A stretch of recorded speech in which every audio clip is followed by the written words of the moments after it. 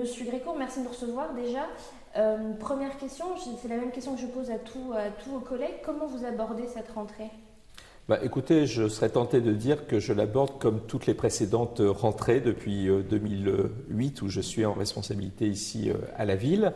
Et puis il y a aussi la rentrée régionale en tant que vice-présidente du conseil régional, c'est-à-dire avec beaucoup d'enthousiasme dans l'exercice de ma mission, avec un optimisme toujours très fort, malgré les contraintes et les difficultés auxquelles nous sommes confrontés. Mais voilà, l'année s'engage sur le calendrier au 1er janvier. On a une année coupée en deux avec la rentrée scolaire qui s'est passée dans de bonnes conditions, en tout cas ici à Blois, globalement. Et puis les projets que nous avons inscrits au budget primitif 2017 qui arrivent dans leur phase d'exécution. L'été étant propice d'ailleurs à beaucoup de travaux, notamment dans nos bâtiments publics, les écoles en particulier. Donc voilà, c'est une rentrée très active qui est aussi la période de préparation budgétaire. Donc beaucoup de moments importants de travail sur la préparation du budget 2018, ici à la ville de Blois et au conseil régional également.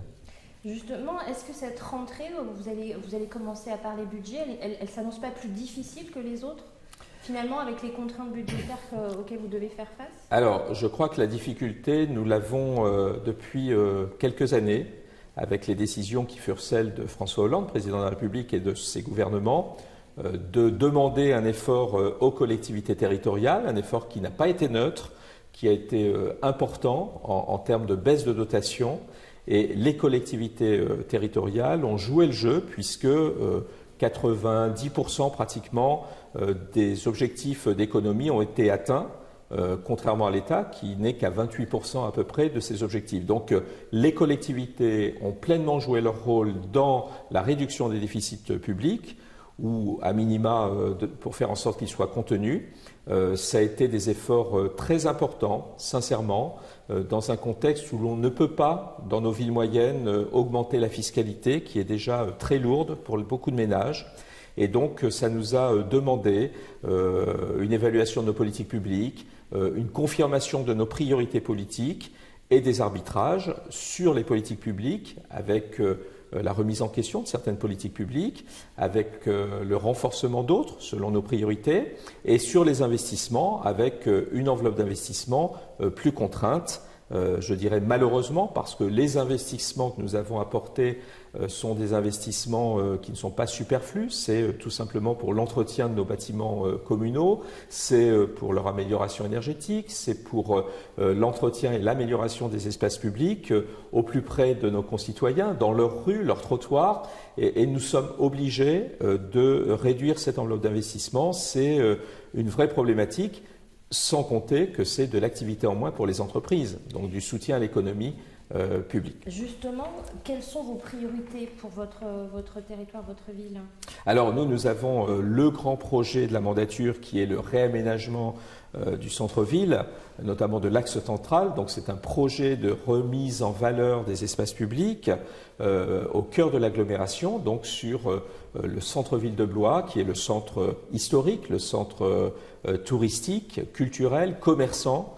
Donc dans un but, bien sûr, vous l'avez compris, de redynamiser le commerce, de renforcer l'attractivité du centre-ville de Blois. Donc c'est 11 millions d'euros sur 4 ans, avec une tranche qui se termine en novembre sur l'axe central, et puis la dernière phase qui se fera sur le quartier Vienne, l'avenue Wilson, l'année prochaine.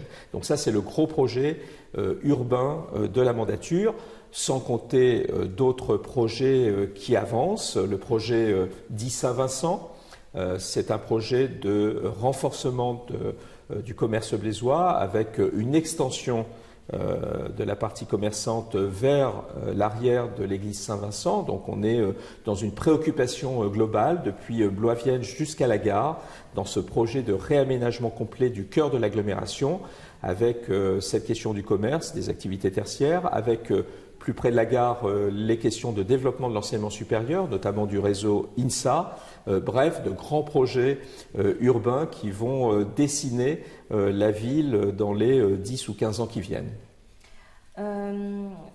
Justement, pour dynamiser le centre-ville, au-delà des travaux d'urbanisme, comment se porte le commerce de centre-ville? Parce qu'on sait que les centres-villes de villes comme la vôtre, le commerce en général, c'est un peu compliqué parce que à cause des grandes zones commerciales, Absolument.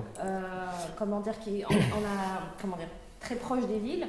Est-ce que vous avez un projet justement pour dynamiser? Alors, il y a une réalité commerce de la difficulté du commerce blésois, comme malheureusement, je dirais, dans la plupart des villes moyennes de France depuis quelques années, avec des raisons que l'on connaît, la problématique de concurrence des surfaces commerciales à l'extérieur des centres-villes. Donc ça, ce sont des problématiques que nous avons abordées au sein de l'agglomération, avec dans le schéma de cohérence territoriale, le document d'aménagement commercial qui tient compte de tout cela, de cette réalité, et les préconisations sur le confortement du commerce de centre-ville à Blois avant d'envisager de nouvelles extensions en périphérie. Donc ça, c'est déjà quelque chose d'important, et nous avons depuis quelques années, pour la première fois sur ce territoire, nous nous sommes opposés en commission départementale d'aménagement commercial à des extensions de surface commerciale en périphérie. Donc une préoccupation réelle par tous les élus de l'agglomération sur la nécessité de conforter le cœur historique de l'agglomération, notamment sur le domaine commercial.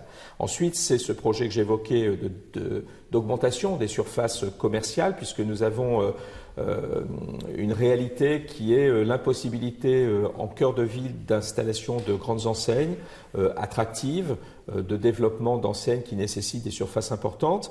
Et donc la seule possibilité était d'étendre ce centre-ville commerçant sur l'arrière du chevet Saint-Vincent, où l'on a une sorte de cratère qui est presque une incompréhension sur le plan urbanistique. Et ce sont les propos aussi de la Direction régionale des affaires culturelles. Donc un projet compliqué parce que nous sommes dans le cœur historique avec des contraintes évidemment liées au patrimoine, avec l'attention des services de l'État sur ce projet.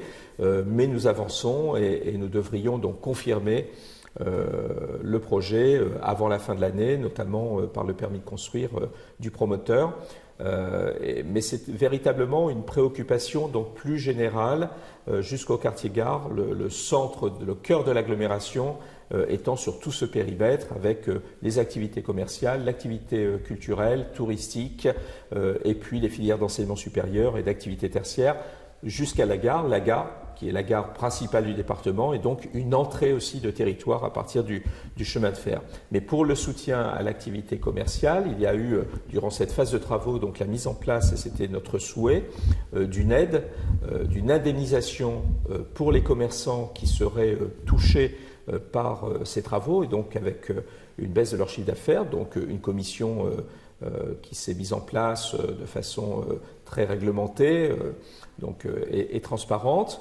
Et puis le choix qui était le nôtre, malgré le contexte de contraintes budgétaires y compris sur les ressources humaines, de créer un poste de manager du commerce. Donc cette personne a pris ses fonctions au 1er septembre et qui aura comme vocation comme mission principale d'accompagner justement cette mutation du commerce de centre-ville en allant aussi rechercher de nouvelles enseignes pour conforter l'attractivité commerciale. Tours et Orléans sont devenus des métropoles. Est-ce que vous avez peur que Blois se trouve effacé ou un petit peu étouffé par ces grandes métropoles? Vous êtes pris en sandwich? Alors, j'aurais tendance à dire peur, jamais. C'est une préoccupation, je dirais, qui n'est pas nouvelle. Depuis une quarantaine d'années, nous sommes à Blois, à égale distance entre Tours et Orléans, qui sont les deux principales villes et agglomérations de la région Centre-Val de Loire. Aujourd'hui, elles accèdent au statut de métropole. C'est bien, puisque nous n'aurions pas pu imaginer être la seule région de France sans métropole. Nous savons que l'attractivité et le dynamisme sur Orléans est plutôt positif. Et les projections de l'INSEE, d'ailleurs, confirment cela. Donc, la métropole régionale qui se développera le plus, semble-t-il, dans les prochaines années, prochaines décennies, c'est bien Orléans. Donc c'est important que nous ayons une métropole en région Centre-Val de Loire qui soit un cœur économique important, universitaire également, hein, mais l'université de Tours joue un rôle majeur, bien sûr.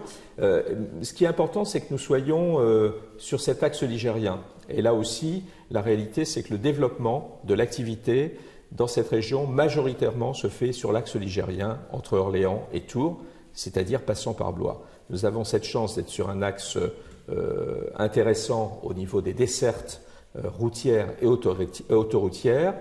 Il y a des améliorations que nous attendons sur les dessertes ferroviaires, parce que c'est évidemment important aussi pour le tourisme, pour l'activité économique, mais nous sommes plutôt bien situés et nous avons évidemment des atouts que n'ont pas forcément les villes de Tours et Orléans, notamment sur la richesse du patrimoine historique, du patrimoine naturel, en capacité de nous aider dans la recherche du développement de l'activité touristique. Et là, nous avons une carte à jouer. Mais au-delà du tourisme, qui devra jouer un rôle important dans les années à venir, plus important qu'aujourd'hui encore, nous avons la chance d'avoir une activité économique sur cette agglomération qui est intéressante, importante, avec des PME, des PMI sur des secteurs qui ont plutôt bien traversé la crise, et un attachement qui nous est confirmé par ces chefs d'entreprise dans les visites que nous réalisons des entreprises qui sont attachées à cette situation géographique qu'offre Blois au cœur de la région et de par les éléments que j'évoquais de bonnes dessertes routières, autoroutières et nos filières d'enseignement supérieur, notamment avec l'INSA, qui se développent. Vous l'avez dit, Blois effectivement occupe une position stratégique. Est-ce que vous avez des projets pour justement attirer des entreprises, d'implanter des entreprises dans le Loir-et-Cher, en tout cas autour de Blois, et qu'elles ne soient pas forcément seulement sur Tours ou Orléans? Alors déjà, c'est l'attention que nous devons avoir, nous les élus territoriaux, du tissu économique existant. Donc c'est dans la relation que nous avons et que nous devons avoir avec les entreprises du territoire, qu'elles soient industrielles ou tertiaires. C'est déjà important de pouvoir être en contact permanent et ainsi de pouvoir répondre à leurs éventuelles attentes en matière de foncier, dans l'hypothèse d'un développement de leur activité ou de bâtiments d'activité. Donc ça, c'est une réalité déjà très forte depuis que nous sommes en responsabilité avec mon collègue de l'agglomération pour l'accompagnement des projets de développement de nos entreprises. Ensuite, c'est essayer, bien sûr, d'attirer de nouvelles entreprises. Donc le contexte de crise économique depuis 2008 n'a pas facilité les choses. Pour autant, nous avons aujourd'hui eu des actions volontaristes dans l'identification de fonciers économiques au sein de l'agglomération, donc des zones d'activité qui sont identifiées, certaines en livraison proche. C'est un travail aussi partenarial avec les chambres consulaires.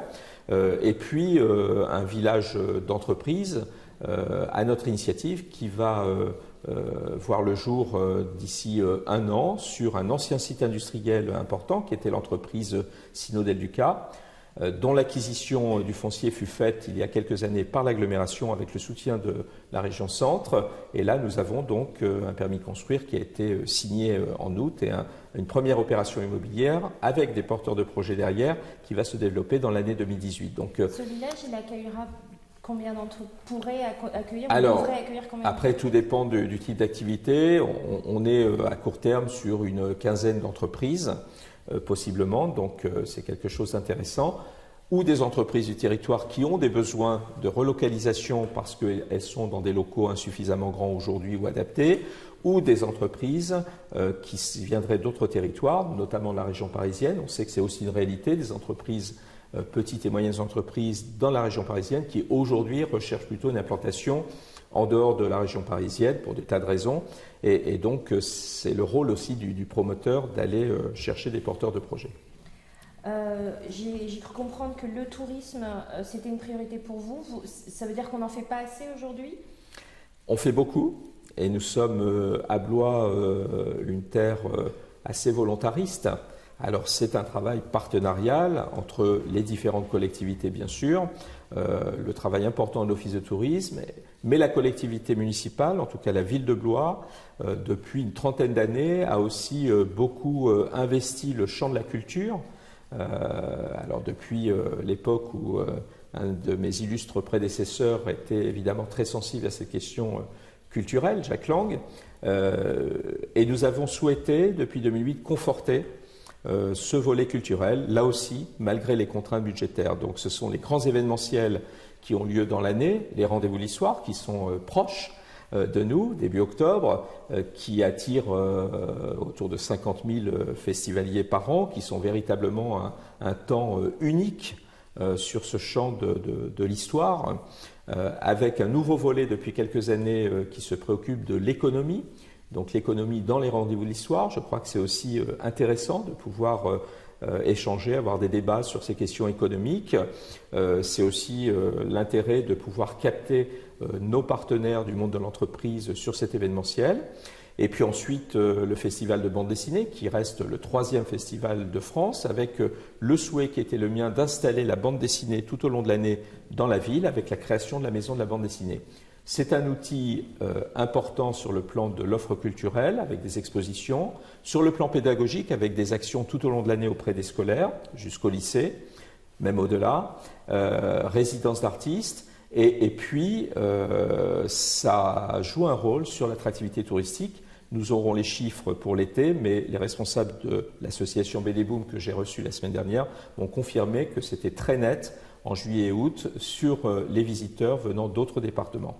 Donc nous avons ce volontarisme culturel, sans oublier bien sûr le château qui est le premier outil d'attractivité avec près de 400 000 visiteurs sur lequel nous avons fait beaucoup d'investissements. La muséographie, c'était plus d'1,3 million 300 000 euros il y a 5 ans maintenant, avec aussi un travail sur le renouvellement et la modernisation de notre son et lumière pour une livraison à la prochaine saison touristique du printemps 2018. Donc ce sont plusieurs centaines de milliers d'euros que nous engageons dès cette année sur la modernisation de ce son et lumière. Donc un son et lumière qui a 25 ans, mais toujours plus attractif. Nous allons franchir le seuil des 50 000 visiteurs du son et lumière cette année. C'est une année record. La Maison de la Magie, nous allons fêter ses 20 ans en 2018. Là aussi, fréquentation record cette année avec 100 000 visiteurs. Le cap des 100 000 est passé. Bien, nous voyons qu'entre tous ces sites, sans oublier la Fondation du Doute, qui est un équipement culturel récent, mais sur un créneau très spécifique de l'art contemporain et du mouvement Fluxus, nous avons capacité, à travers cette offre patrimoniale, culturelle, à capter de plus en plus de touristes. Alors, c'est aussi la question de la communication au niveau local, national, international, mais ce qui est plutôt rassurant, c'est que nous sommes dans une période de croissance de la fréquentation de ces sites. Donc nous pouvons évidemment encore faire mieux et c'est l'objectif à travers les projets d'investissement que nous avons sur ces différents équipements.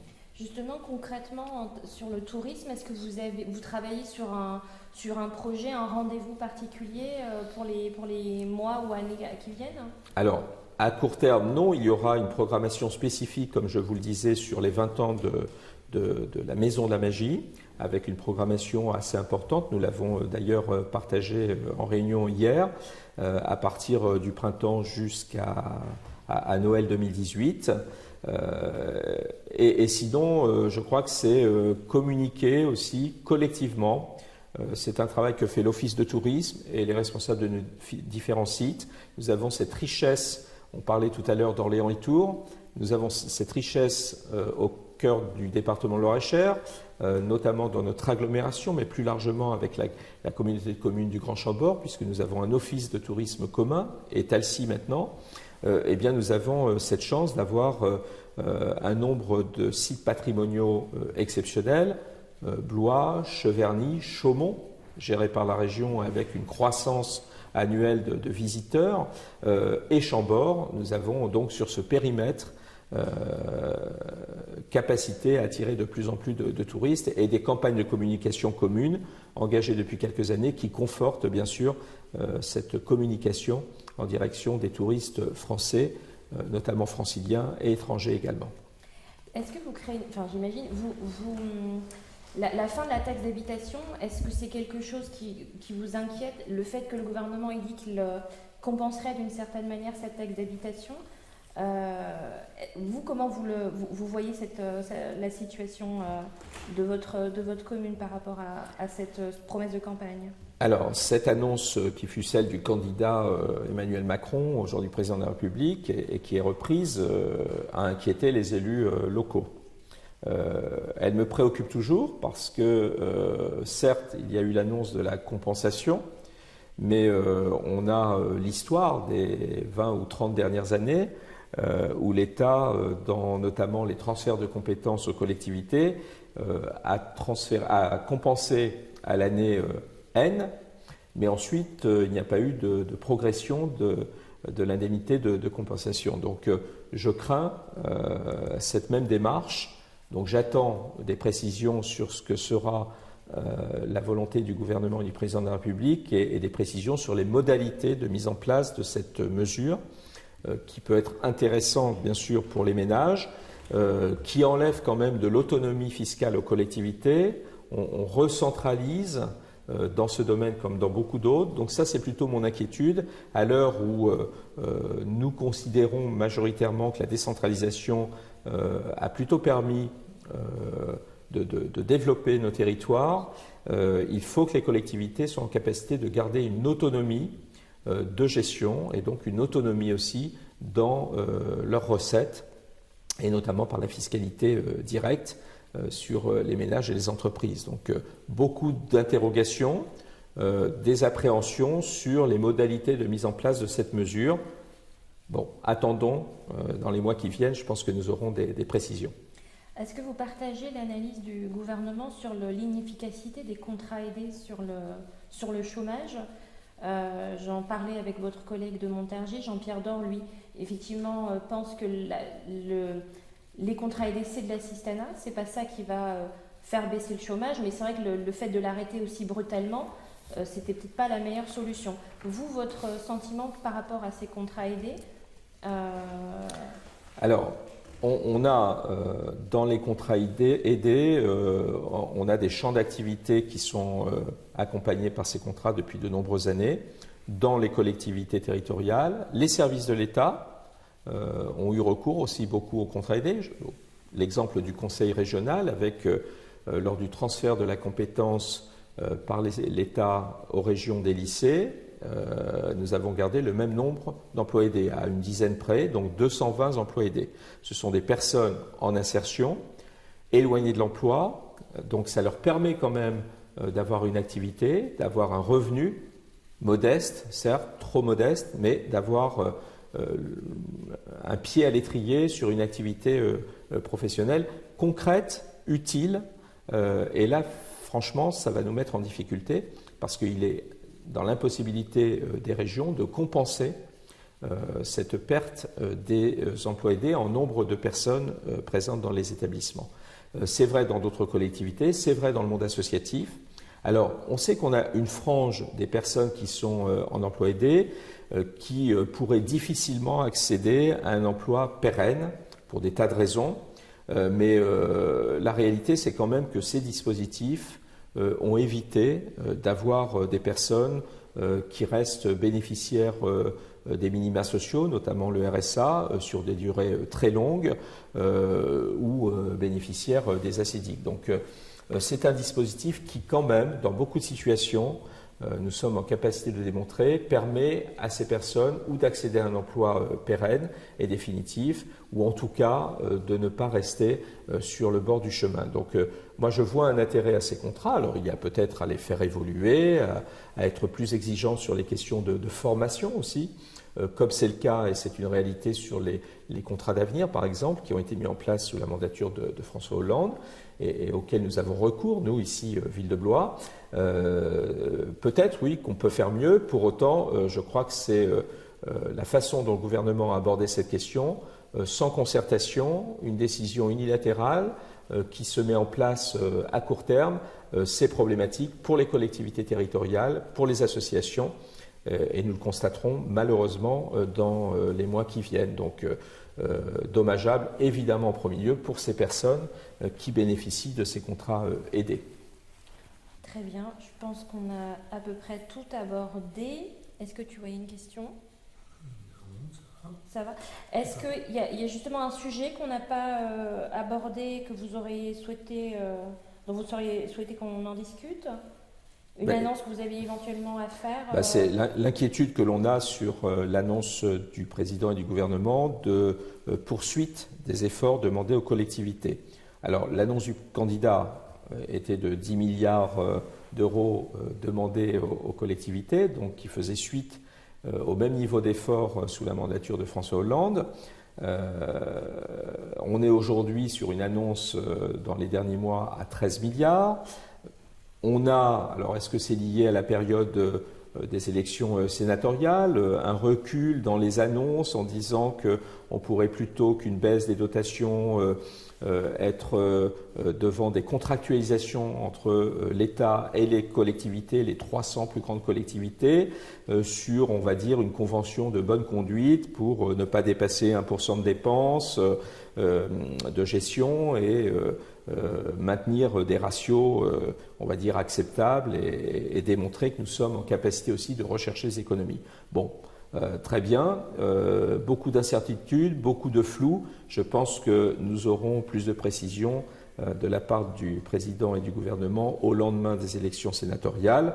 En tout cas, il est sincèrement difficile d'imaginer encore des efforts demandés aux collectivités. Nous sommes les collectivités territoriales au plus proche des territoires, bien sûr, de l'activité économique, des habitants. Nous portons des politiques publiques qui sont essentielles dans la qualité de vie de nos concitoyens. Nous portons 70% de l'investissement public. Si on nous demande plus d'efforts, c'est tout cela qui va être mis à mal, inévitablement.